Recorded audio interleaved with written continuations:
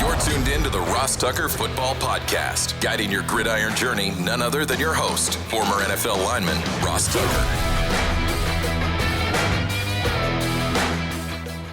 Oh, yeah, it is. But it's not just any Ross Tucker Football Podcast. It is a Monster Monday, presented, of course, by DraftKings. Happy New Year's to one and all. Yes, it really is January 1st, 2024. We are recording this at 6:20 a.m. And yes, I was up after midnight getting back from Chicago. But there is no rest for the weary. It is football season, and our New Year's resolution is to talk football even more with you guys every day, almost every day, all season long, of course, and then in the off season as well. There's a lot to get to. You know how we do it on Mondays. So I should mention this too. College draft. Emery and I are recording a fresh college draft this morning as well, which means not only will you hear about how awesome Emery did with his picks against the spread for bowl week last week, but we'll talk about the bowl games today. So all the New Year's Day bowl games, Emery and I will dive into on today's College Draft Podcast before they kick off later today. It is a new week, which means we'll have new winners. Love those of you that spread the word some way. How about just rating and reviewing the show on any platform? It makes a big difference if you can do that. Just email me, ross@rosstucker.com, after you do it. Certainly those of you that take advantage of some of our awesome sponsors like West Shore Home and Game Time, big fans of those of you that do that. Just make sure you email me if you do, ross@rosstucker.com. Let's continue to grow the YouTube. A lot of people love watching the highlight clips on youtube.com/RossTuckerNFL. If you do that and you comment on a video, I love recording these videos on my phone and emailing them to you. And then the patron of the day is Boeldridge McLean. What a name. Patreon.com/RT Media. Bo Eldridge. I feel like I want to have a beer with you today watching some college football. That is amazing. Other than that, it's Big Show time. The Big Show. All right, Ross, what were your overall themes for Week 17 across the NFL?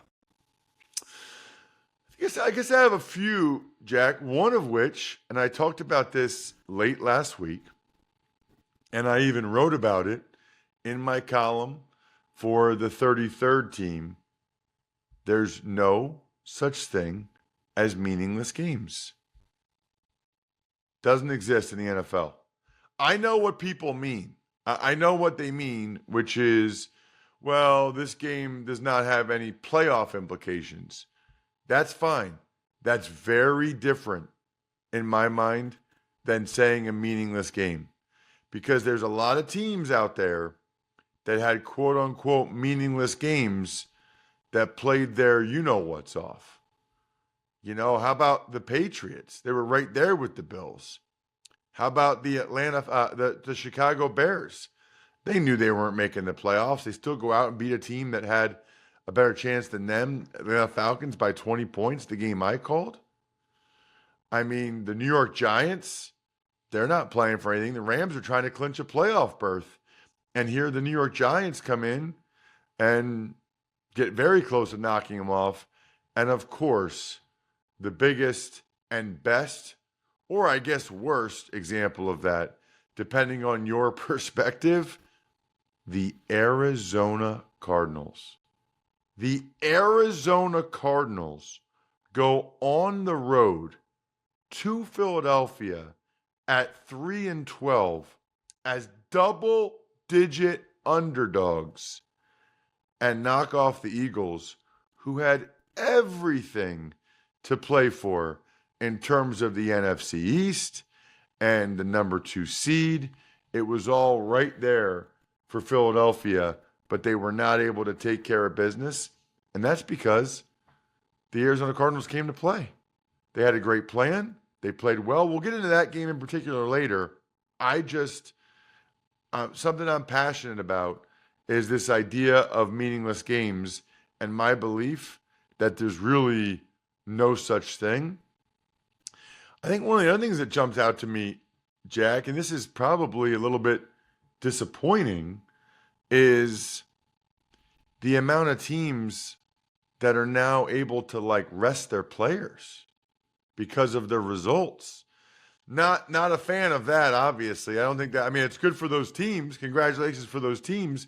But now the Niners have clinched the number 1 seed, so they can have their guys rest in week 18. The Ravens have clinched the number 1 seed, so their guys can rest in week 18. Who else, Jack? I think that are the Browns locked in at number 5, I want to say. Well, yeah, since the Ravens are the 1 seed, they won the North, so the Browns are locked into the 5 seed. And then are the Rams locked into the 6 seed, I want to say? Yes, because Eagles are the 5 seed, 11-5, so they have a 2-game lead on them. So that is, and whoever the 7th seed is, well, can the 7th seed catch them? Is my question. No, yeah, because Green Bay is 8-8, so I don't know the tiebreakers for the seedings, but they would both be 9-8 with a Rams loss. Right. So I got to check on that, what the tiebreaker is there, because I thought I saw someone say that the Rams could rest their guys. So that's just, and I don't know if that's the case because there's a bunch of other 8-8 teams. So that would seem strange to me. Although if they've already clinched a playoff berth, they must have the tiebreaker over those teams because there could be theoretically 4 teams, 9-8. But the Rams already clinched, which leads me to believe that they can probably rest their players and lock in the 6. So that was one of the other things that jumped out to me. And then the last thing, and I think we need to address it, is just, unfortunately, the officiating being a huge, huge story again. And we can't lose sight of that here Monday morning just because the game was on Saturday night. And in fact, I'm going to make that my Labatt take of the week, Jack. It's presented by Labatt Blue Light, the pristine Canadian Pilsner. Enjoy your beers together so you can live life to the power of we. Always enjoy responsibly. Beer, Labatt USA, Buffalo, New York. I totally understand the frustration of Lions players, fans, and coaches, especially if Dan Campbell felt like he went over with the officials in pregame in detail what they were going to do on that 2-point play.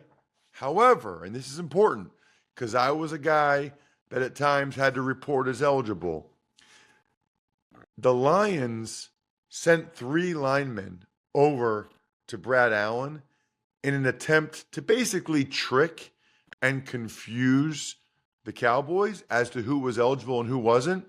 And in the process, they tricked Brad Allen. There's 100,000 people. It's loud. There's 3 guys coming over to him. It's unfortunate, but if the Lions had just sent Taylor Decker over to Brad Allen and he reported as eligible, none of this would have happened. They sent 3 guys to try to fool the Cowboys, and they kind of fooled Brad Allen, and it cost them. All right, Jack, let's get into these games. Massive blundered call that you were just talking about there. It takes Lions win and makes a Cowboys 20-19 win. Just a incredible ending on so many different levels. I guess, there's so many unbelievable implications of that game, right? You know, at the time, if you are an Eagles fan, you wanted the Cowboys to win because you felt like the Eagles would take care of business their last 2 games and you wanted the number 2 seed. It turns out that it would have been better off for the Eagles if the Cowboys had lost to the Lions, because then the Eagles would still control their fate in terms of the NFC East. So it ended up having massive implications for the Eagles in that regard, and even bigger implications for the Lions and the Cowboys with the Eagles losing, because the winner of the game very much so has the inside track on the number 2 seed, and that is the Dallas Cowboys, and that is gigantic. They've been so much better at home than they have been on the road. The opportunity to just have 2 playoff home games and not have to play the Niners until the conference championship, as opposed to the path that seems most likely now for the Eagles, which would be 3 road games to get to the Super Bowl. It is a gigantic turn of events. CeeDee Lamb has just continued his incredible season with a huge game they had to have. Really, when you watch the Lions, the key to the Lions, it's their offensive line. When their offensive line is really playing well, the Lions are unstoppable. When their offensive line isn't getting the better of the other team, they're obviously not as good. The end of the game was wild on so many levels. First of all, after the Goff interception, I am really surprised that Mike McCarthy threw the ball like he did on, I think, 2nd and 3rd down, but had an opportunity to run 40 more seconds off the clock when you know that the Lions are going to need a touchdown. Just a critical error by Mike McCarthy that would have been all anyone would have been talking about if the Cowboys lost that game. I do not know. I mean, I think he was thinking, I want to be aggressive, whatever, but that was not the time to be aggressive if you're Mike McCarthy. Because the Lions were going to need a touchdown, getting those 40 seconds off is critical. They would have no timeouts, just absolutely critical. As for the Lions at the end, what a drive by them. What a touchdown. Love the decision by Dan Campbell to go for 2. Incredible play call. It works. Taylor Decker catches it.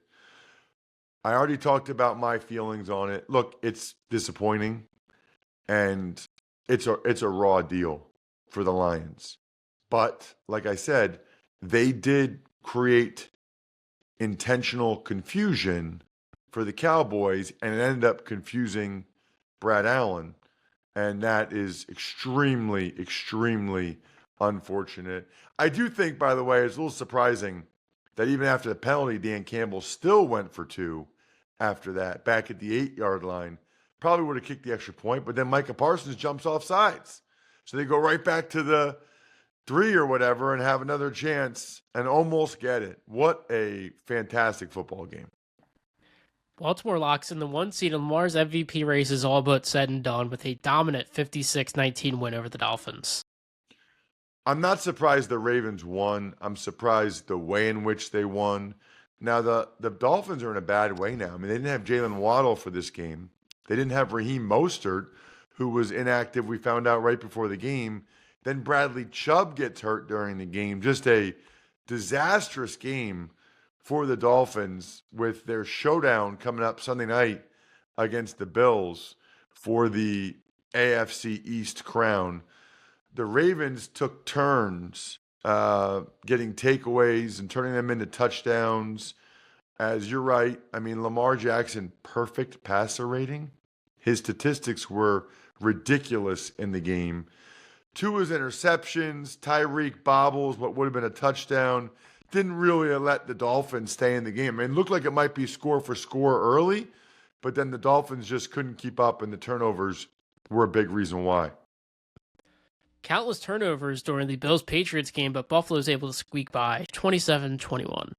Well, and what's nuts about it is that the Bills forced, 4 turnovers in the first half, including a couple of Bailey Zappi picks, and yet the Bills were only up 20-14 at halftime as the offense struggled. I thought Zappi was a little bit better after a terrible start.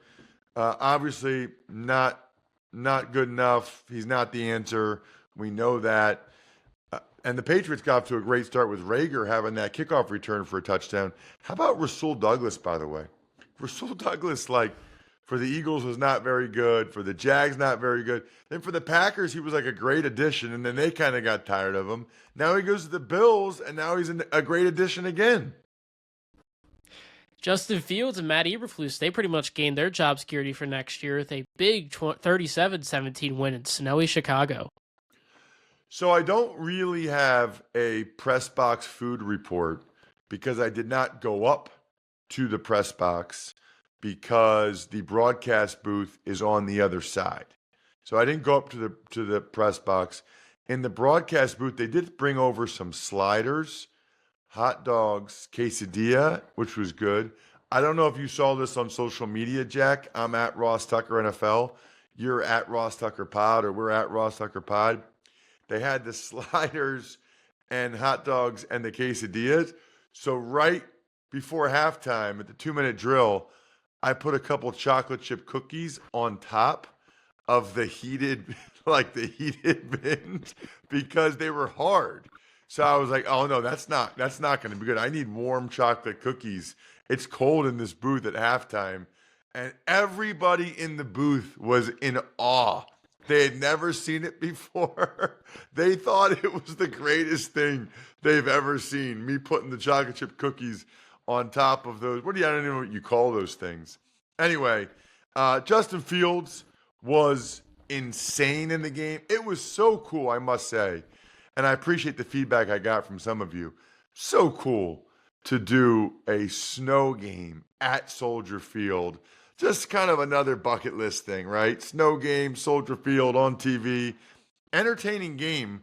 Fields and DJ Moore were just incredible throughout for the Bears. And yeah, the fans were chanting, "We want Fields, we want Fields," which makes that number one pick even more interesting now for the Bears. The Falcons missed a couple field goals early when they were moving the ball, and then they could not stop the Bears' offense. It was a bad day for the Falcons defensively, and Heineke started throwing interceptions, and the game kind of got away from them. The Bears, by the way, guaranteed to have the number one overall pick now. They're in a position to really be a team to take a big step next year. Houston dominates wire to wire, beating Tennessee 26-3. Texans offense, not incredible, but much better, I thought, with Stroud. Levis did not play well, left with the injury after the Jerry Hughes strip sack, recovered by Rankins for a touchdown. 2 more sacks, by the way, for Will Anderson, as the Houston defense played much better than it did last week against Cleveland. Vegas keeps it close, but Indy gets it done, setting up a stellar Week 18 game against Houston, 23-20. That'll be awesome. Jonathan Taylor carried the load. Minshew did just enough to fight off those pesky Raiders. I thought the Colts offensive line did a nice job in the game. Minshew had plenty of time. Raiders officially eliminated now, but they were better on offense this week. Aiden O'Connell, especially in the second half, getting the ball to Devontae Adams. Ultimately, though, DeForest Buckner was a beast. And those Colts wide receivers, I think they might even be better than I realized. Carolina finishes the year with the worst record in football following a 26-0 shutout from Jacksonville. Bryce Young sacked 6 times, including Josh Allen for the Jags, getting 3 of them to set the franchise record. Evan Ingram had a solid game. He had over 100 receptions for the year. ETN as well, as C.J. Beathard gets the start and gets it done. The Panthers' offense is really, everybody had been moving the ball in the Jags. Everybody, except evidently the Panthers. And I'm curious to see what the fallout will be from owner David Tepper clearly throwing a drink on a Jags fan. You can see the frustration setting in. They say that owners are held to a higher standard. We'll see. LA's able to hold on to beat Tyrod and the Giants 26-25. Not pretty, but the Rams clinch a playoff berth. The Rams kept turning it over, which kept the Giants in it. And honestly, they're fortunate that the Giants failed on the 2-point conversion and the 54-yard game-winning field goal. Puka Nacua had that 80-yard touchdown. Kyron Williams, another big day. But Tyrod Taylor played well, including that beautiful throw to Darius Slayton. Very much gave the Giants a chance to win that game. Speaking of winning, Jack, you're always winning if you follow my picks or your picks and order on DoorDash. Make it easy on yourself. Ordering on DoorDash. Now you can root for your squad or your picks or my picks or whatever while your food and drinks are on the way. That means burgers, chips, dips, soda, pizza, wings, so much more delivered straight to your door. Wash it down with something, Jackie boy, especially today, New Year's Day. I'll have a couple Labatt Blues while I'm watching football. Drink some Labatt Blue Lights with your friends. Live life to the power of we. Always enjoy responsibly. Beer, Labatt USA, Buffalo, New York. Philadelphia season's in turmoil, losing control of the NFC East with a 35-31 loss to Arizona. The Arizona Cardinals dominated this game in every way. In all sincerity, the Eagles were lucky that the game was this close. I mean, the Cardinals controlled the ball the whole time, moved the ball the whole time. They had to settle for a couple field goals. Sidney Brown had that ridiculous pick six, which was amazing. But, I mean, even the touchdowns for the Eagles, like the one gets tipped to Julio Jones.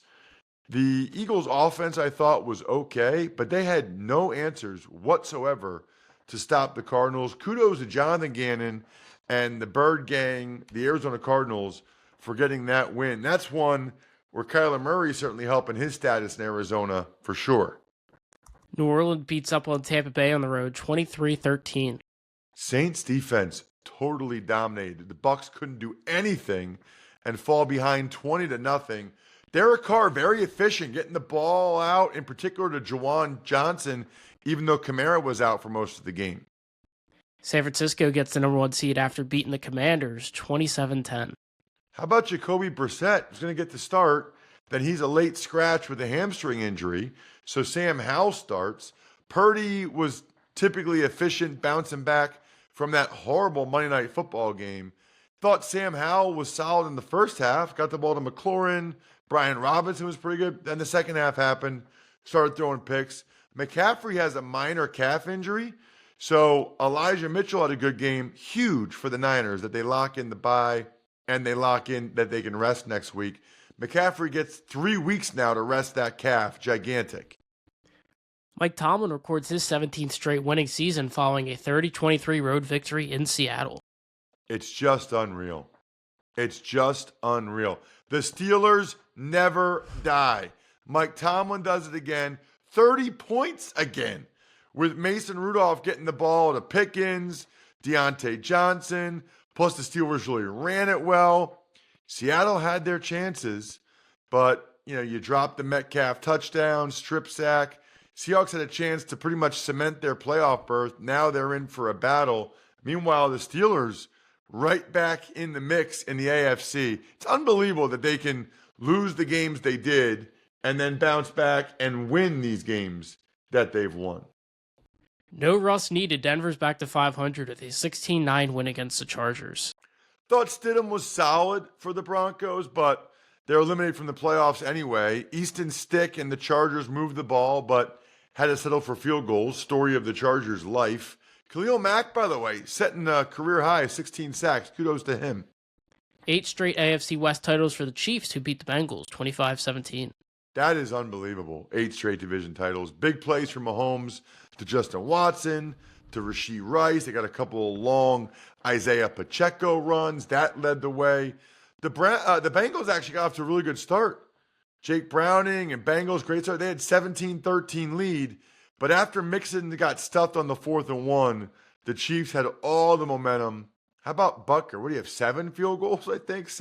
He had 6 field goals on their final 8 possessions, which is bananas.